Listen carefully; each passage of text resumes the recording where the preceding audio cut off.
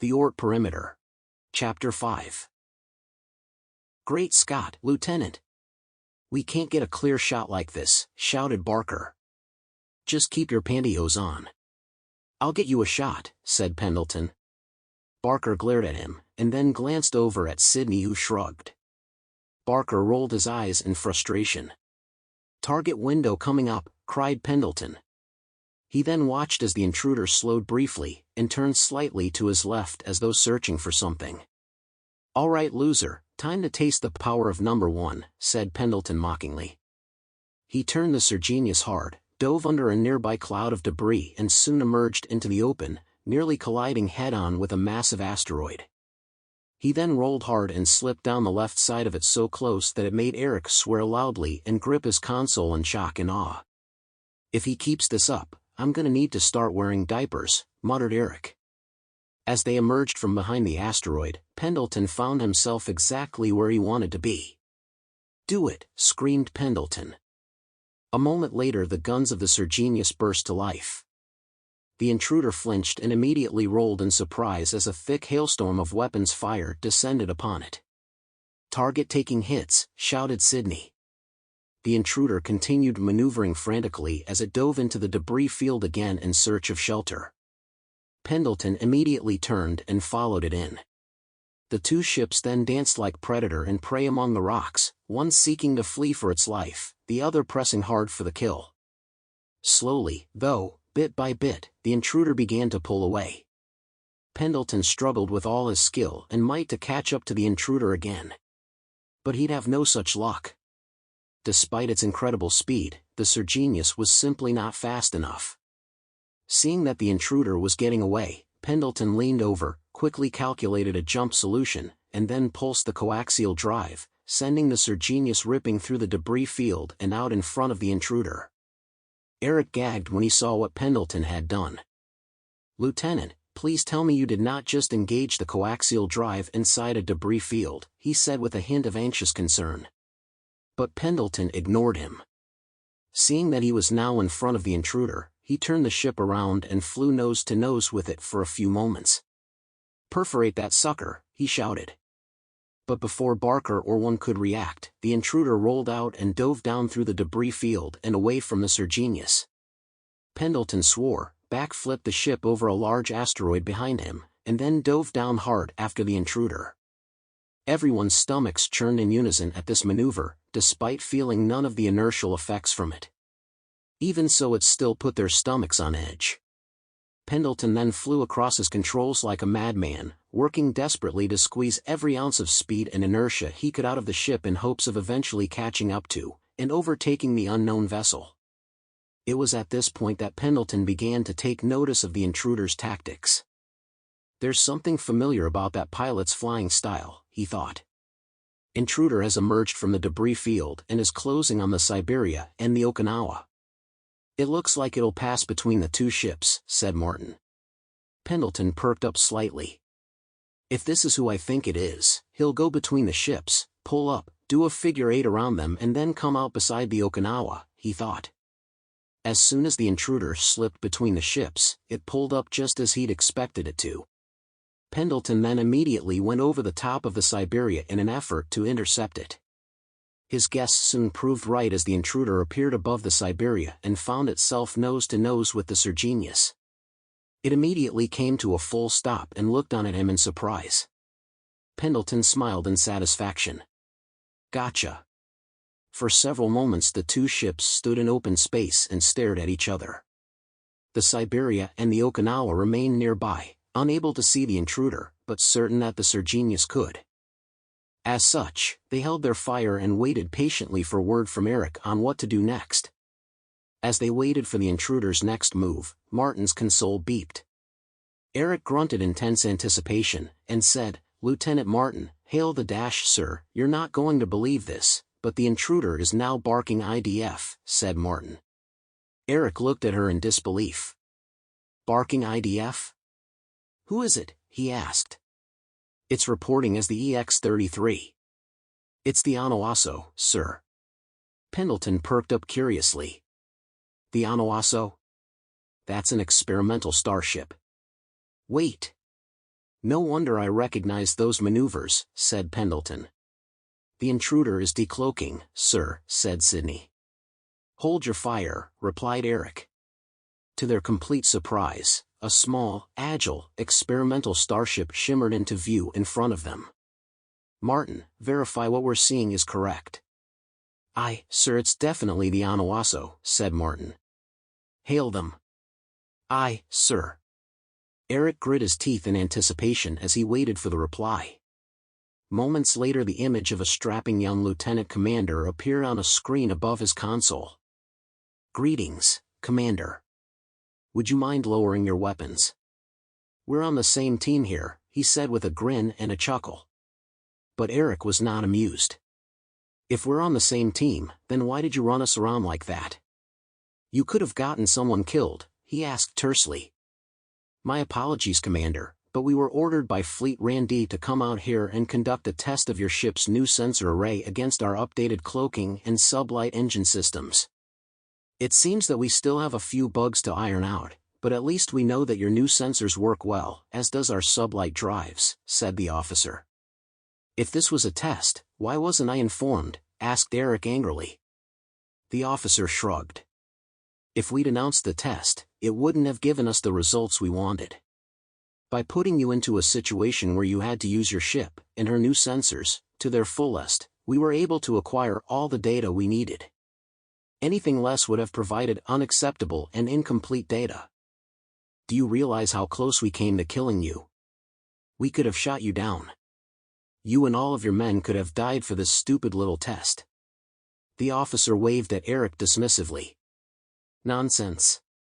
We had our best pilot at the helm, and the best shields in the fleet protecting us. We were never in any real danger. Pendleton turned around, and said, that pilot wouldn't by chance be Lieutenant Robert Blakely, would it? The officer blinked in surprise. Why, yes. How'd you know? Pendleton grinned. He was my training partner in the academy. I'd know his style half a sector away. The officer laughed. Yes, it's unique, is it not? Eric slammed his fist on the console. Commander, I do not like being taken so lightly. And I do not like the idea that you, or your commanders, felt it was all right to put this fleet, or my crew, in danger just to conduct one of your petty little experiments, he shouted. Calm down, Commander. Everything's all right. We have permission from the Grand Admiral himself to do whatever is needed to test any of our new inventions for quality and viability. You just happen to be our latest choice for a test subject. Eric squinted in disgust at the commander. Understand this. I know of no such standing order. Therefore, I am ordering you to land on the Siberia and surrender yourself, your crew and your ship to their custody. The officer looked at Eric in surprise. We can't do that. None of the people on that ship have the proper clearance to be anywhere near this vessel. You should know that. And you broke 1,000 rules out here today. Sir, may I make a suggestion, said Sarah over the intercom. Eric rubbed his forehead in frustration. What is it? I've done some research, and what he says is true. There apparently is such an order. Therefore, I would recommend simply allowing them to return to Fleet Randy as they are. He does not need to surrender his ship or his crew. But what about what he's done? Leave it up to the Grand Admiral to decide if the commander stepped outside the bounds of his orders. Eric grunted in frustration. Fine. Commander, I want you to get back to Fleet Randy immediately and don't you ever do this to me again, understood? The officer nodded. Crystal clear, sir. The transmission then ended and the screen vanished. Eric slumped back in his seat as everyone else looked at him curiously. What now, sir? Asked Martin. Eric rubbed his eyes, and said, Everyone, stand down. Martin, transmit a message to Fleet Command. Tell them the situation has been resolved and to sound the all clear. Joel, set course for Pluto Station, best possible speed. And when we get there, someone please find me the nearest pub so I can get myself a nice, stiff drink. As Mike walked down a long hallway towards the conference rooms, dozens of thoughts wandered through his mind. Why would the adjutant president be here, and why did he come as a passenger on a cargo vessel? Something's not right, he thought. As he walked, Sarah floated next to him. Mike looked over at her in surprise. "What are you doing here?" "I thought you'd stay with Chancellor Nordham," he said. Sarah smiled. "Politics is as boring for you as it is for me. Besides, I'm your AI, and the Chancellor has his own assistants to help him out." Mike smirked. "In other words, you left the Chancellor to flounder on his own with the Syrians." Sarah shrugged.